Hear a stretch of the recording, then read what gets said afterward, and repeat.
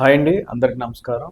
నేను మీ doctor Satya Reddy, neuro surgeon, తులసి multi speciality hospital, Guntur. ఈరోజు మనం timely diagnosis in brain tumour ఎందుకు ఇంపార్టెంట్ అంటే సరైన సమయంలో బ్రెయిన్ ట్యూమర్ గుర్తించడం ఎలాగా, అది ట్రీట్మెంట్ లో ఎలాగా మనకి దోహదపడుతుంది అనే విషయం గురించి తెలుసుకుందాం. సాధారణంగా బ్రెయిన్ ట్యూమర్ అంటే మనం రెగ్యులర్ గా తలనొప్పుకో లేకపోతే కళ్ళు తిరగడానికో వెళ్ళినప్పుడు స్కానింగ్ చేస్తే అప్పుడు మనకి బ్రెయిన్ ట్యూమర్ అనేది బయటపడుతుంది. అలాంటి సమయాలు అంటే మనం పానిక్ అయిపోతుంది. అంటే సడన్ గా ఒక బ్రెయిన్ ట్యూమర్ అంటే ఎవరైనా మనం పానిక్. అలా కాకుండా సరైన టైంలో సరైన డయాగ్నోసిస్ ఎందుకు అన్నారంటే ఈ సిమ్టమ్స్ రాకముందే మనకి క్రానిక్ గా కొన్ని సిమ్టమ్స్ అనేవి వస్తూ ఉంటాయి. అంటే బ్రెయిన్ లోని అంటే ఏరియాని బట్టి దాని సిమ్టమ్స్ అనేవి ఉంటాయి. అంటే కాళ్ళు చేతులు వణుకులా రావడం కానీ, సీజర్స్ ఫిట్స్ లాగా రావడం కానీ, కొద్దిగా చెయ్యి జాలుగా వచ్చినట్టు వీక్ గా ఉన్నట్టు కానీ, మెమరీ ప్రాబ్లమ్స్ అంటే మర్చిపోవడం, స్పీచ్ డిస్టర్బెన్సెస్ రావడం, తలనొప్పి రావడం, ఇవన్నీ ముందు ఉంటాయి. ఇవన్నీ బాగా గడ్డ లోపల సైజు పెరిగి మెదడులో బాగా ప్రెషర్ పెరిగినప్పుడు ఏంటంటే అప్పుడు విపరీతమైన హెడేక్,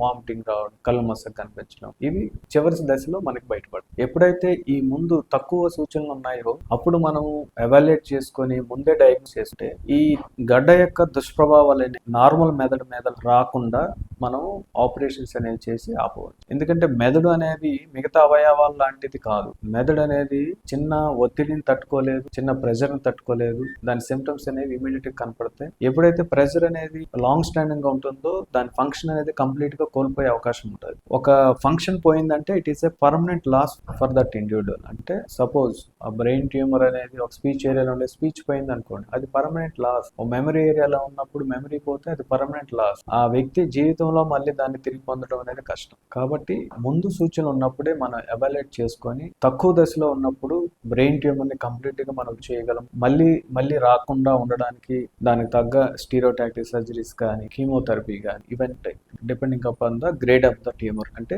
ట్యూమర్ ఏ రకమైందో దాన్ని బట్టి మనకి ఫర్దర్ ట్రీట్మెంట్ అనేది తీసుకోవాల్సి వస్తుంది. మనం ఎండ్ స్టేజ్ లో బ్రెయిన్ ట్యూమర్ డయాగ్నోస్ వచ్చినప్పుడు ఏంటంటే కొంతమంది కోమా స్టేజ్ లో రావచ్చు, కొంతమంది కోమార్బిడిటీస్ అంటే కాలు చేయి వీక్నెస్ తో రావచ్చు, కొంతమంది మెమరీ పోయి రావచ్చు, కొంతమందికి వినికిడి కంప్లీట్ గా పోయి రావు. ఇలా కంప్లీట్ గా ఏదైనా మనకి కోమార్బిటీ వచ్చి అప్పుడు మనం సర్జరీ చేసినప్పుడు అంటే రికవరీ ఎంత వరకు ఉంటుంది అనేది మనం ముందే ఊహించలేము. కొంతమందికి రికవర్ అవుతుంది, కొంతమందికి రికవరీ అవుతుంది. కాబట్టి ఎర్లీ డయాగ్నోసిస్ అనేది బ్రెయిన్ ట్యూమర్స్ లో చాలా అతి ముఖ్యమైన విషయం. దీన్ని మనం ఎప్పుడు అశ్రద్ధ చేయకూడదు.